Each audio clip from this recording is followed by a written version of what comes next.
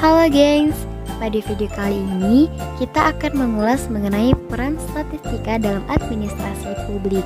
Berikut penjelasannya buat kalian, keep on watching.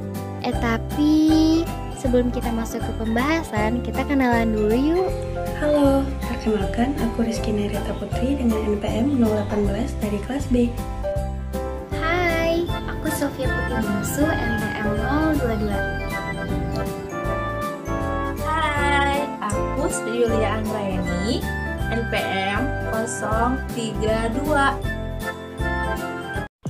Nah, sebelum kita membahas tentang pemanfaatan statistika dalam administrasi publik, kita cari tahu dulu yuk apa itu statistika dan apa itu administrasi publik. Pengertian administrasi publik. Menurut Woodrow Wilson, administrasi publik adalah penerapan hukum yang terperinci dan sistematis. Dapat juga dikatakan bahwa administrasi publik tidak lain adalah kebijakan, praktik, aturan, dan regulasi.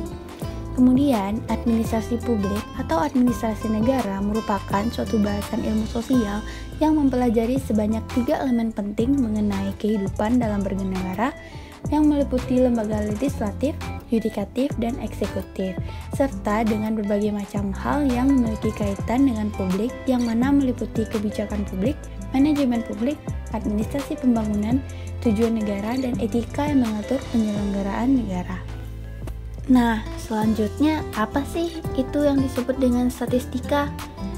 Istilah statistika berasal dari bahasa Latin modern yaitu statisium collegium atau dewan negara, dan bahasa Italia disebut dengan statista atau negarawan dan politikus. Statistik merupakan kumpulan data, bilangan maupun non-bilangan yang disusun dalam tabel dan atau diagram yang melukiskan suatu persoalan. Secara terminologi, statistika merupakan pengetahuan yang berhubungan dengan cara-cara pengumpulan data, pengolahan atau penganalisaan, dan penarikan kesimpulan berdasarkan kumpulan data dan penganalisian yang dilakukan. Menurut Profesor Dr. Haji Agus Irianto, statistik merupakan kumpulan cara ataupun aturan-aturan yang berhubungan dengan pengumpulan, pengolahan, penarikan kesimpulan atas data yang berbentuk angka dengan menggunakan suatu asumsi-asumsi tertentu. Statistik banyak digunakan dalam pemerintahan untuk berbagai macam tujuan, seperti sensus penduduk yang merupakan salah satu prosedur yang paling dikenal. Aplikasi statistika lainnya yang sekarang populer digunakan adalah prosedur jajak pendapat atau sistem polling. Contohnya yaitu yang dilakukan dalam pemilihan umum serta jajak pendapat yang merupakan perhitungan cepat hasil pemilu atau quick count. Statistik banyak diterapkan dalam berbagai disiplin ilmu, baik itu ilmu alam, misalnya astronomi dan biologi, dan ilmu-ilmu sosial termasuk sosiologi dan psikologi, maupun di bidang bisnis, ekonomi, dan industri. Nah, setelah mengetahui apa itu administrasi publik dan apa itu statistika, muncul pertanyaan mengapa dan apa penting serta peran statistika dalam kehidupan sehari-hari. Seperti yang telah dijelaskan sebelumnya, bahwa statistika adalah cabang ilmu yang mempelajari tentang bagaimana mengumpulkan, menganalisis, dan menginterpretasikan data. Atau dengan kata lain, statistika menjadi semacam alat dalam melakukan suatu riset empiris. Pada awalnya, statistika hanya berkaitan dengan sekumpulan angka mengenai penduduk suatu daerah atau negara dan pendapatan masyarakat, termasuk pula kumpulan angka yang dibutuhkan oleh pemerintah dalam menyelesaikan beberapa masalah. Seiring dengan perkembangan zaman, statistik mulai mencakup hal-hal yang lebih luas. Cakupan statistik tidak hanya bertumbuh pada angka-angka untuk pemerintahan saja, tetapi telah mengambil bagian di berbagai bidang kehidupan. Fungsi statistika bagi kehidupan sehari-hari diantaranya ialah: yang pertama, membuat rencana dan ramalan. Rencana dan ramalan merupakan dua hal yang diperlukan dalam pelaksanaan sesuatu, sehingga dapat diperoleh hasil yang baik dan berkualitas. Oleh karena itu, rencana dan ramalan harus baik pula. Dengan statistik, rencana dan ramalan dapat dibuat sebaik mungkin. Misalnya, rencana pembuatan perumahan untuk 5 tahun mendatang dari suatu pemerintahan kota yang dipengaruhi oleh banyak faktor, seperti jumlah penduduk dan tingkat pendapatan masyarakat. Oleh karena itu, dengan adanya analisis data berkala mampu memberikan jawaban terbaik. Yang kedua, mengatasi berbagai perubahan. Perubahan-perubahan yang terjadi dalam suatu pengambilan keputusan tidak mungkin dapat diabaikan atau dihindarkan, supaya pihak-pihak lain tidak ada yang dirugikan. Dengan statistik, perubahan-perubahan yang mungkin terjadi dapat diantisipasi sedini mungkin. Yang ketiga, membuat keputusan lebih baik. Keputusan yang baik dan rasional amat diperlukan dalam menjaga kelancaran sebuah aktivitas kerja supaya kelestarian dari sebuah usaha dapat terjamin. Dengan statistik, keputusan yang baik dan rasional dapat dihasilkan. Yang terakhir, bank data. Statistika menyediakan data untuk diolah dan diinterpretasikan agar dapat dipakai untuk menerangkan keadaan yang perlu diketahui atau diungkap. Nah, statistika sangat erat kaitannya dengan penelitian. Lalu, bagaimana sih pemanfaatan statistika dalam sebuah penelitian? Sugiono dalam bukunya Statistika untuk Penelitian menggambarkan peranan statistika dalam penelitian sebagai berikut. Yang pertama, statistika adalah alat untuk menghitung besarnya anggota sampel yang diambil dari suatu populasi. Dengan demikian, jumlah sampel yang diperlukan lebih dapat dipertanggungjawabkan. Yang kedua, alat untuk menguji validitas dan reliabilitas instrumen. Sebelum instrumen digunakan untuk penelitian, maka harus diuji validitas dan reliabilitasnya terlebih dahulu.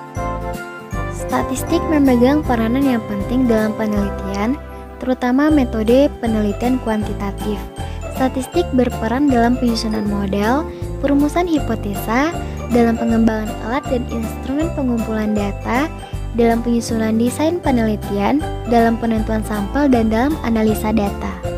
Statistik dapat digunakan sebagai alat untuk mengetahui apakah hubungan kausalitas antara dua atau lebih variabel benar-benar terkait secara benar dalam suatu kausalitas empiris, ataukah hubungan tersebut hanya bersifat random atau kebetulan saja. Statistik telah memberikan teknik-teknik sederhana dalam mengklasifikasi data serta dalam menyajikan data secara lebih mudah, sehingga data tersebut dapat dimengerti secara lebih mudah.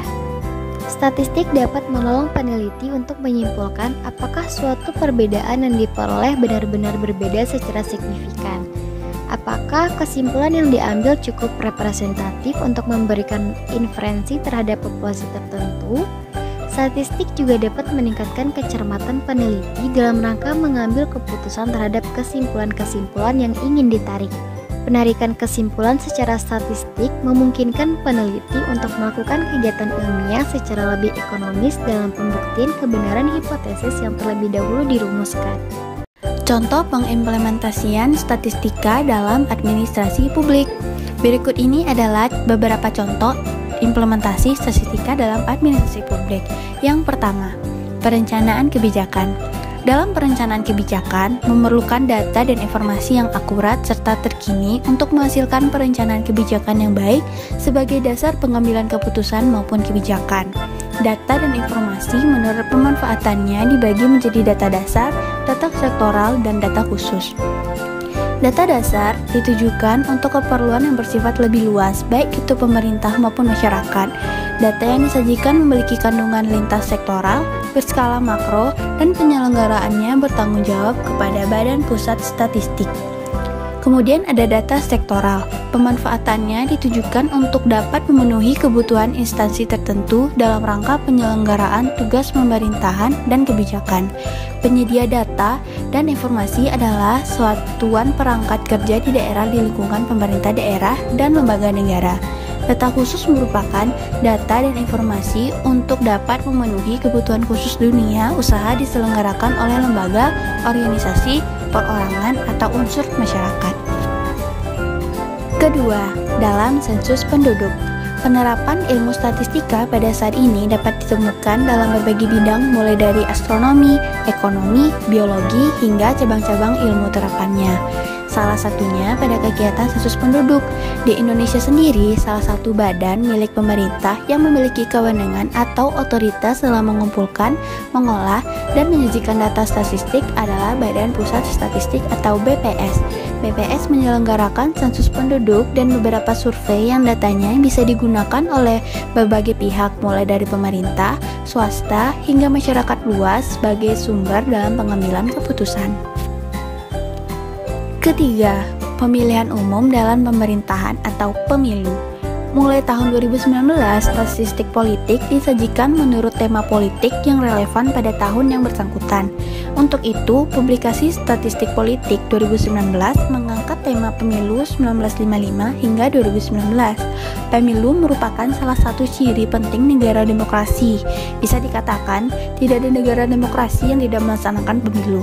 Oleh karena itu, publikasi Statistik Politik 2019 berusaha merekam dinamika politik bangsa Indonesia yang telah melaksanakan pemilu sebanyak 12 kali. Data yang disajikan bersumber dari publikasi resmi yang dirilis oleh KPU atau LPU. Well guys, kita beranjak pada bagian akhir video ini. Semoga video penjelasan ini bermanfaat buat kalian. Terima kasih telah menonton video kami. Jangan lupa bagikan linknya ke teman-temanmu yang ada di sosial media juga ya.